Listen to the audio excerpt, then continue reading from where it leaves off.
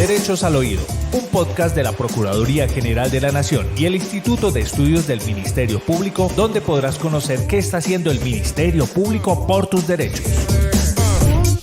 Bienvenidos.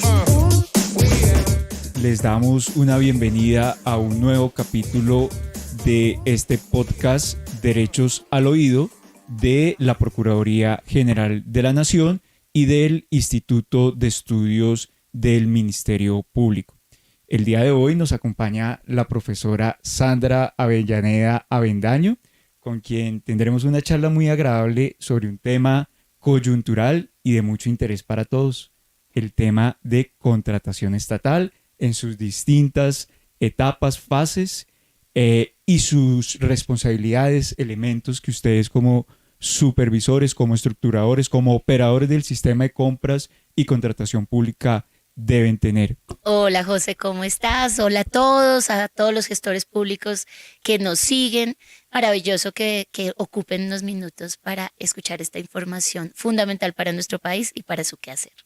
Gracias, profesora. Quisiera que empezáramos hablando del principio de planeación dentro de la contratación estatal. ¿Qué importancia tiene? ¿Qué deben tener en cuenta quienes se dedican a operar dentro del sistema de contratación público? Y en general, ¿por qué deben integrarlo y tenerlo en cuenta en esa fase inicial del proceso de contratación?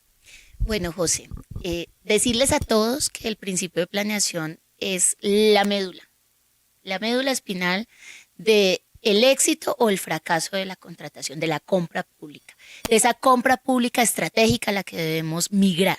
Hablamos del contrato estatal, no debemos empezar a hablar de la compra pública estratégica. Y si hablamos de compras públicas estratégicas, tenemos necesariamente que reflexionar respecto a este principio del que todo el mundo habla. Además, todos hablamos del principio de planeación, pero tenemos que saber cosas muy importantes sobre el principio de planeación. Primero, es un principio que no está consagrado como tal en la ley, sino que ha sido una construcción jurisprudencial producto de leer de manera sistémica varias normas, sobre todo las disposiciones de principios constitucionales, las que están en el 209, que son los principios de la gestión administrativa, que todos abogados y sobre todo no abogados debemos conocer y leer. Es un artículo cortico, pero muy sustancioso, y del 267, que son los principios de la gestión fiscal. Entonces, claro, la jurisprudencia ha tomado estos dos artículos constitucionales y ha dicho, mire, no puede haber economía si no hemos planificado, proyectado de manera adecuada, cuidadosa y rigurosa el contrato que vamos a suscribir. No puede haber eficiencia, mejor relación costo-beneficio si no hacemos una tarea juiciosa de pensar y planear, de darle el tiempo de madurar el contrato que vamos a suscribir.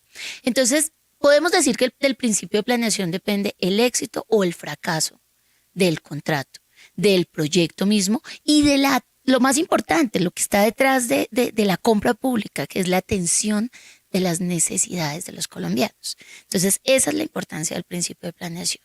Lo que empieza bien puede terminar bien, pero lo que empieza mal, sin duda, va a terminar mal. Y es lo que pasa mucho en nuestro país, José. De acuerdo. ¿Cómo ese principio de planeación se ve traducido y debe verse traducido en la estructuración de estudios previos? ¿Qué deben tener en cuenta ustedes como operadores a la hora de estructurar los documentos y estudios previos? Bueno, quiero retomar algo que dijiste en la primera pregunta, y es que el principio de planeación nos han dicho que es la médula de la etapa precontractual. El ciclo de vida de los contratos tiene 3 momentos fundamentales: la etapa precontractual, la etapa contractual o de ejecución y lo que llamamos la etapa postcontractual, que hoy tenemos que hablar de etapa de liquidación y de cierre del expediente, que puede ser un momento inclusive posterior a la liquidación. Resulta que la jurisprudencia, de manera acertada, y la doctrina, y con esto estamos totalmente de acuerdo, ha dicho, no señores, no vamos a hablar de planeación solo en la etapa precontractual. La planeación, este principio medular, tiene que irradiar todo el ciclo de vida del contrato. En la planeación tiene que estar presente cuando tramitemos, por ejemplo, una adición, una prórroga, porque la adición y las prórrogas, que no están prohibidas, que son herramientas previstas por el legislador para gestionar los contratos, no están prohibidas, pero deberían ser la excepción, porque con ellas estamos diciendo que digamos, algo pasó con nuestra planeación y tuvimos que migrar a una necesidad diferente que nos lleva o a la adición o a la prórroga. Entonces, cuando se tramitan estas modificaciones, también tienen que estar irradiadas por el principio de planeación. Ese mito de principio de planeación en etapa precontractual, empecemos a desmontarlo, porque la historia nos va a exigir que acompañemos con planeación todo el ciclo de vida del contrato. Mencionado esto, retomo con tu segunda pregunta, José.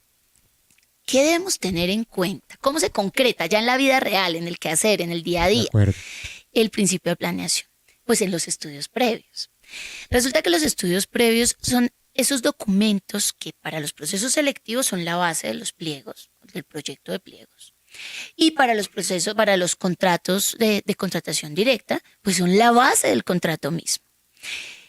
Realmente cuando uno hace diagnósticos, cuando se hace la verificación de estudios previos, la falta de concreción reina.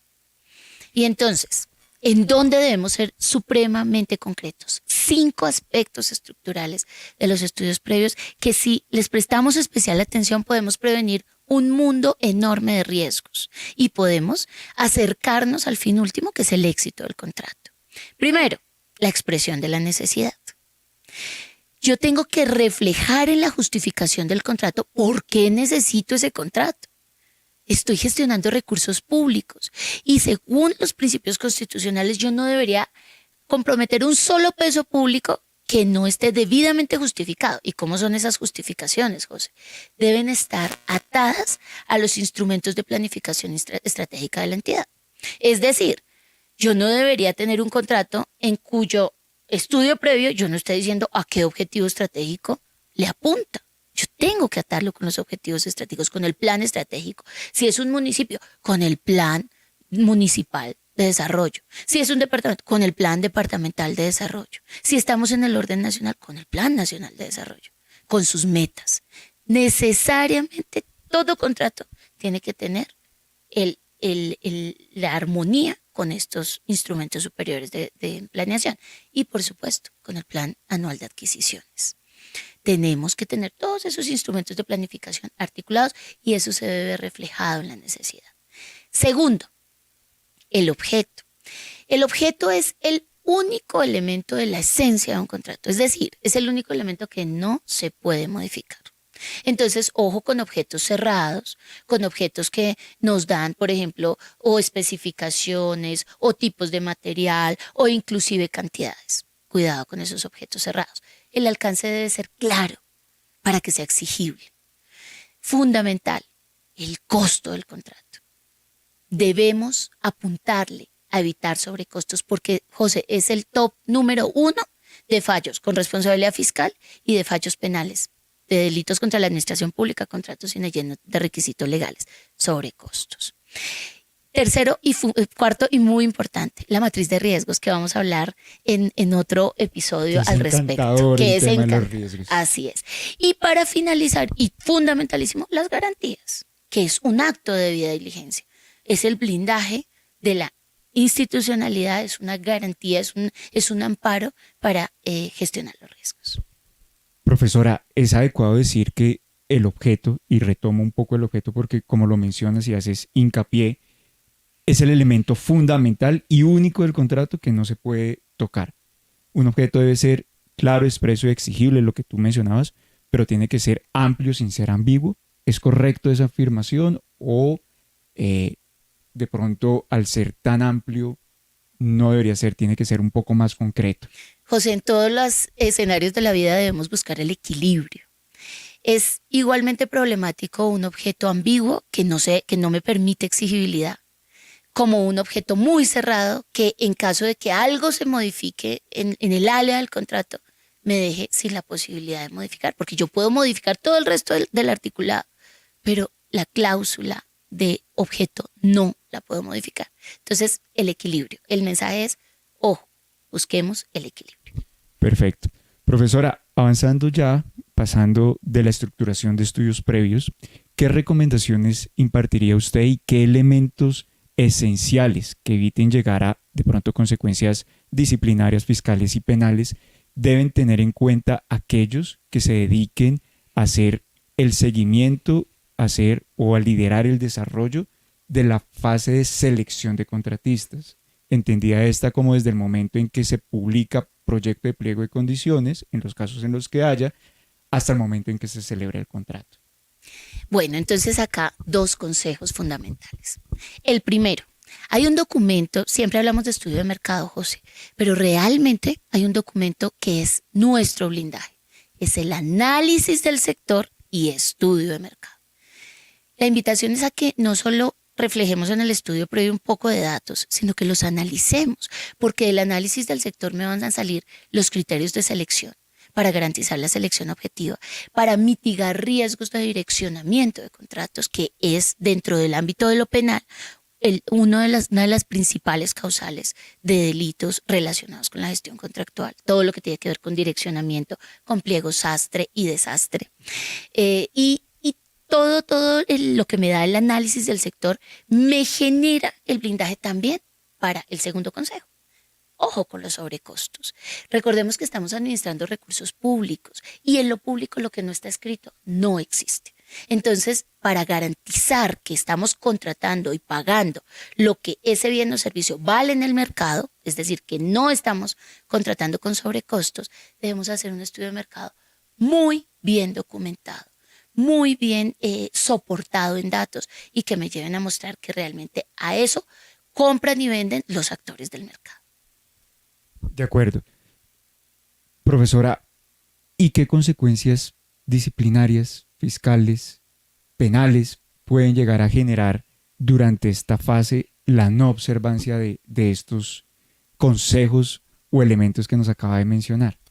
Un mensaje fundamental para todos los actores de la compra pública, no solo para el jefe de entidad, el ordenador del gasto, el supervisor, el interventor, sino también para el contratista.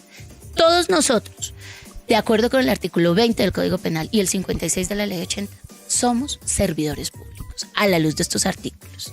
Y eso implica que somos responsables penales, fiscales y disciplinarios. En lo fiscal, solidariamente responsables. Entonces, conozcamos nuestros riesgos, gestionémoslos y entre todos apostémosle a hacer lo necesario para que los contratos se lleven a feliz término, porque detrás de eso hay necesidades de los colombianos. Profesora, muchas gracias. Los invitamos a todos a suscribirse a las redes sociales de Derechos al Oído.